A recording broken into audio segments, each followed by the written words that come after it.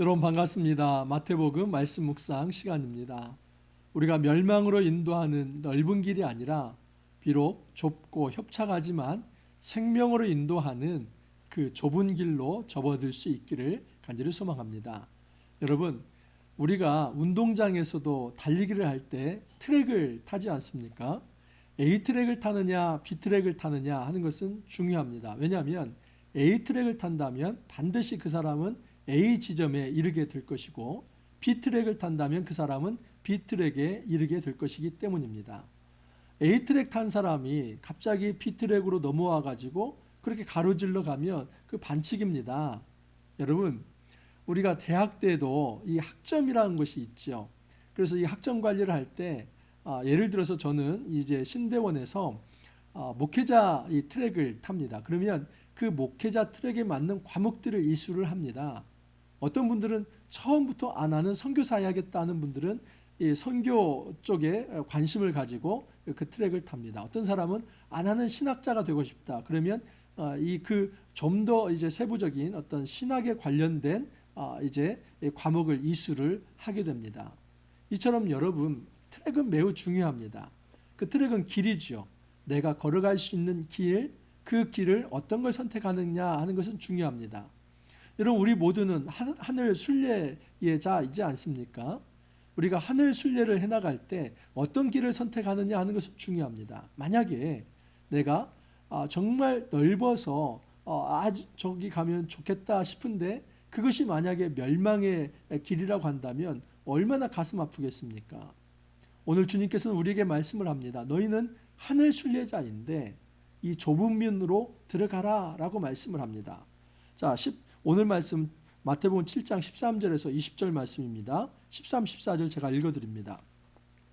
좁은 문으로 들어가라. 멸망으로 인도하는 문은 크고 그 길이 넓어 그리로 들어가는 자가 많고 생명으로 인도하는 문은 좁고 길이 협착하여 찾는 자가 적음이라.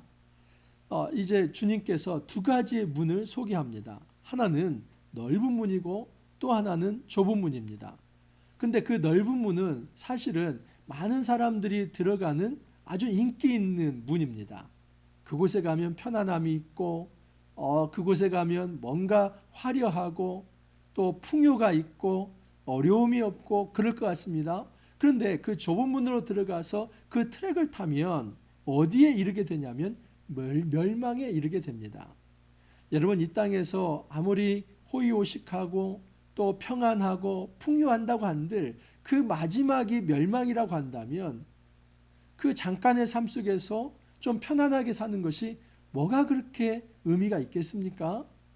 우리가 영원의 시간에 생각하며 살아가야 하는데 그 영원한 시간이 내 삶을 멸망으로 인도한다면 잠깐의 그 풍요함과 쾌락과 유희와 정말 어떤 즐거움 이런 것들 편안함, 안락함, 안정 이런 것들이 뭐가 그렇게 의미가 있습니까? 그렇게 큰 의미가 없는 것이죠. 그렇기 때문에 우리가 어떤 문으로 들어가는가 하는 것은 매우 중요합니다. 주님이 우리에게 말씀하시는 것은 생명으로 인도하는 문, 멸망의 문이 아니라 그 종착지가 사망이 아니라 생명이 되어야 한다. 근데 그 생명으로 인도하는 문은 때로는 좁은 문이라는 것입니다. 좁고 길이 협착하여 찾는 자가 적다. 인기가 없다는 겁니다. 여러분, 목회를 하더라도 그냥 어떻게 보면은 인기 없는 목회를 하는 경우가 있습니다. 그렇기 때문에 때로는 굉장히 좀 유혹이 들지요. 하나님 말씀대로 그 말씀을 제대로 선포하면 많은 사람들이 모여들 것 같죠? 그렇지 않습니다. 오히려 제가 볼 때는 정말 기복주의와 그리고 때로는 너무나 세속적인 어떤 말씀을 전하는데 사람들이 많이 모이는 경우가 있습니다. 더 극단적인 경우는 여러분, 신천지 같은 이단을 보십시오. 사람 적게 모입니까? 많이 모입니까? 엄청 많이 모이죠. 그러면 거기에 좋은 말씀이 있어서 그렇게 사람이 많이 모이는 것입니까? 아니죠. 넓은 문입니다. 정말 그곳에 가면 뭔가 있을 것 같습니다. 그곳에 가면 먼저 뭔가 있을 것 같은데 결국 멸망으로 인도하지 않습니까? 그 멸망으로 인도하는 문에 엄청나게 많은 사람들이 몰려들고 있습니다. 근데 정작 생명을 전하고 그 생명의 말씀 앞에 우리가 엎드리며 때로는 이 제자의 삶이 고단하지만 하나님이 채워주실 것을 믿으면서 헌신하며 살아가고 이기적이보다는 이타적으로 하나님을 사랑하면서 이웃을 사랑하고 원수까지도 사랑하는 그 삶을 살아가라고 하는 이 말씀들 얼마나 부담스럽습니까? 그래서 인기가 없는 것입니다. 별로 좋아하지 않습니다. 여러분, 하지만 정말 주님께서 우리에게 말씀하시는 것은 도대체 그 끝점에서 너희들은 무엇을 맛보고 싶은가 하는 것입니다. 멸망을 맛보고 싶은가? 아니면 생명을 맛보고 싶은가? 주님이 말씀하십니다. 제가 말하는 게 아니라 생명을 맛보고 싶다면 좁은 문으로 들어가라. 저도 여러분 많은 유혹을 받습니다. 저도 목회자인데 왜 쉽게 좀 더 사람들을 많이 모을 수 있는 방법, 그 법을 사용할 줄 모르겠습니까? 다 알고 있습니다. 어떤 메시지를 전하면 성도들이 좋아할지 그것을 왜 모르겠습니까? 다 알고 있습니다. 어떤 것을 자극하면 성도들이 마음을 열고 많이 모이고 헌금 많이 하고 그것을 왜 제가 모릅니까? 알고 있습니다. 하지만 그 유혹에 저항하며 싸우며 그대로 살아가지 않으려고 하는 것이 어찌 보면은 지금 제가 감당해야 할 작은 십자가이며 그리고 목회의 길입니다. 이 길은 상당히 협착하고 좁은 길입니다. 그 유혹과 맞서 싸워야 하며 그리고 정말 꿋꿋하게 버텨야 하며 우직하게 다른 사람은 몰라준다 할지라도 우리 하나님께서 알아주실 것이기 때문에 그 하나님을 의지하고 나아가는 것이기 참 쉽지는 않습니다. 하지만 이 길을 저는 끝까지 걸어가려고 합니다. 이 길을 포기하지 않으려고 합니다. 우리 하나님께서 보실 것이며 우리 하나님께서 기억하실 것이며 결국은 생명으로 인도하실 것이기 때문에 그 길을 걸어가려고 합니다. 여러분, 넓은 길을 선택하지 않고 좁은 길을 선택하는 것은 두 가지가 있어야만 합니다. 하나는 분별력입니다. 지혜입니다. 도대체 무엇이 생명으로 인도하는 길이고 무엇이 멸망으로 인도하는 길인지 그것 정도는 좀 알아야 하지 않습니까? 그 지혜의 분별력이 있으려고 한다면 말씀에 대한 이해가 필요합니다. 말씀을 늘 묵상하고 말씀에 정통해야만, 성령으로 말씀을 이해해야만 그것이 사는 길인지 죽는 길인지를 알 수 있습니다. 혹이라도 우리는 이단의 길에 빠져서는 안 되고 혹이라도 우리는 정말 말씀이 왜곡된 기복주의적 신앙생활에 빠져들어서는 안 됩니다. 여러분, 정말 우리가 이 땅을 살아가면서 이 좁은 길이지만 이 생명으로 인도하는 길, 그 길을 걸어갈 수 있기를 간절히 소망합니다. 이 좁은 길을 선택하는 것은 또 하나 원칙이 있습니다. 그것은 여러분, 이 지혜와 분별력이 필요하다고 했는데 사실은 믿음이 필요합니다.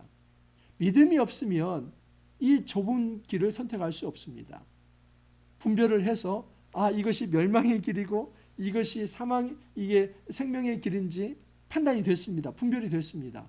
그러면 이제 선택을 해야 하지 않습니까? 그 선택에는 믿음이 필요합니다.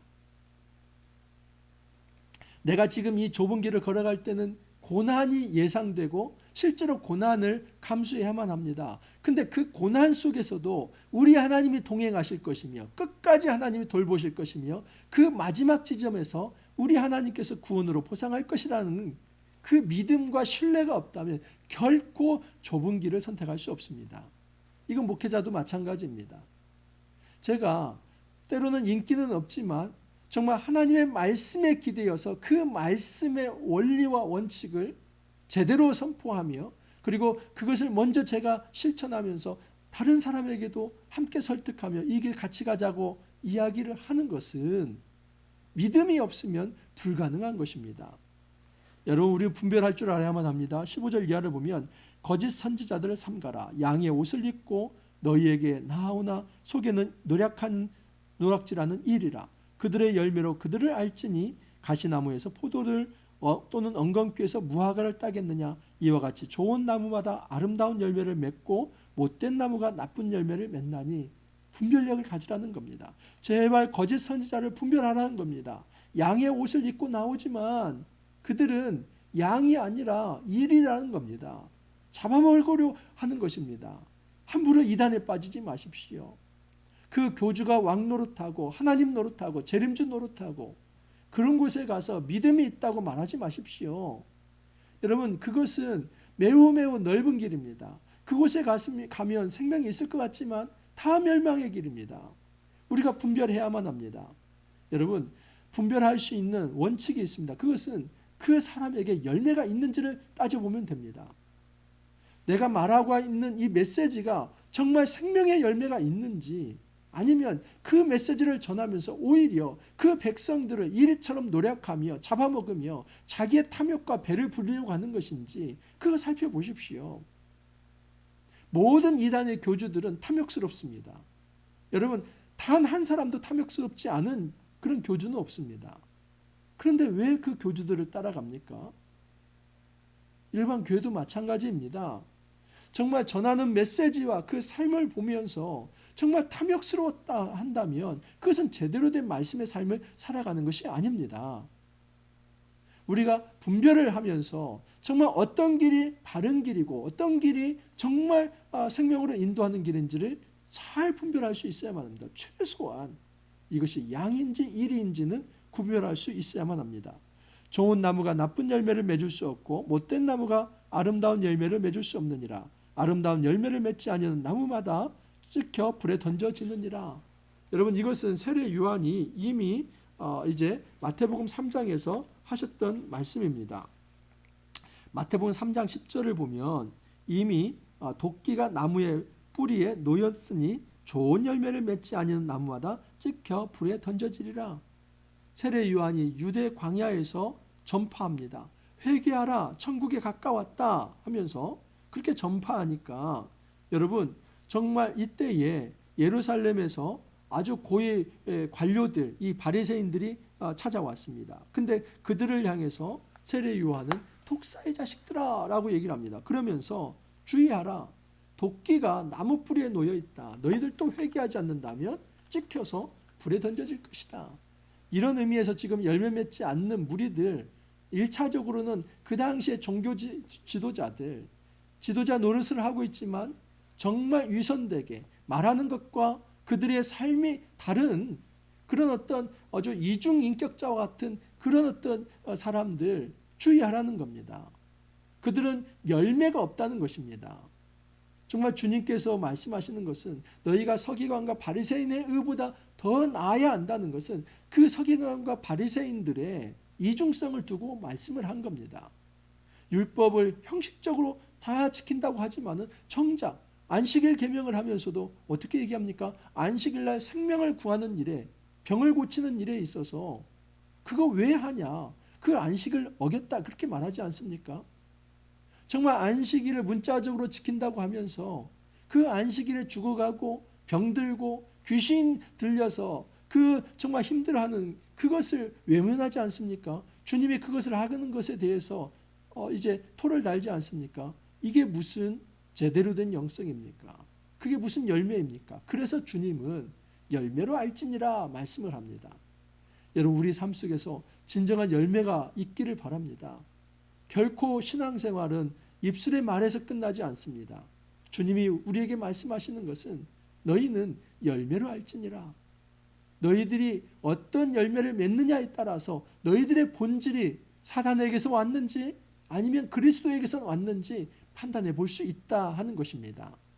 여러분, 우리가 정말 하나님 나라 백성으로서 살아갈 때 함부로 넓은 길 선택하지 않기를 바랍니다.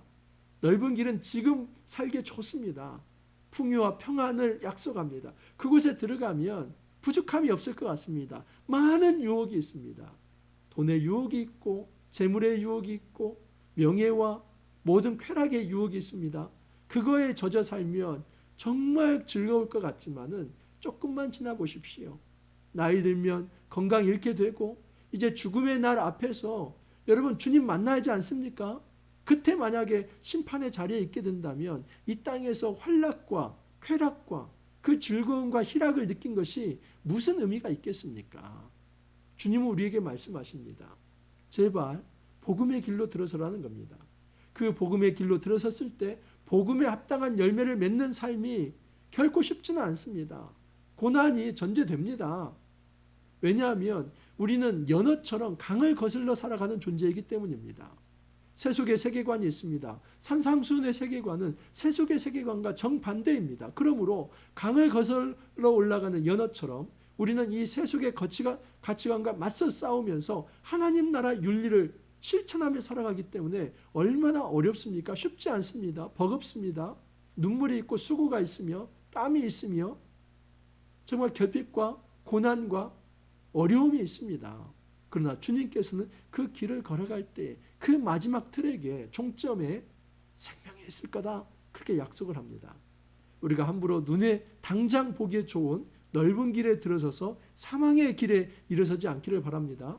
비록 지금은 협착하고 지금은 좁아 보이지만 그 좁은 문으로 들어서서 결국에는 이 생명의 길로 들어갈 수 있기를 간절히 소망합니다. 함께 기도합니다. 주님께서 말씀하여 주셨습니다. 열매로 알지니라. 너희가 어떤 행위를 하느냐에 따라서 너희의 본질이 판가름될 것이다 말씀을 합니다. 주님, 이 땅을 살아가면서 우리가 입술로만 예수의 제자라고 말할 것이 아니라 그 예수의 제자라고 하는 것에 걸맞게 우리가 복음에 합당한 삶을 살아갈 수 있게 하옵소서. 주님께서는 이 복음에 합당한 삶이 좁은 문으로 들어가며 좁은 길을 걷는 것이다 말씀을 합니다. 비록 협착하고 결핍이 있으며 고난이 있지만 이 복음에 합당한 삶을 살아가서 결국에는 하나님이 주시는 영생을 선물로 받아 누릴 수 있도록 은혜를 더하여 주옵소서. 주님 감사하옵고 예수님 이름으로 기도하옵나이다. 아멘. 여러분, 우리가 서로 격려하면서 위로하면서 비록 협착하지만 이 좁은 길 걸어가면서 끝내는 이 영생에 이를 수 있는 그 귀한 삶 함께 살아갈 수 있기를 간절히 소망합니다. 오늘 하루도 우리 함께 화이팅하며 내일 또 찾아뵐 수 있기를 바랍니다. 감사합니다.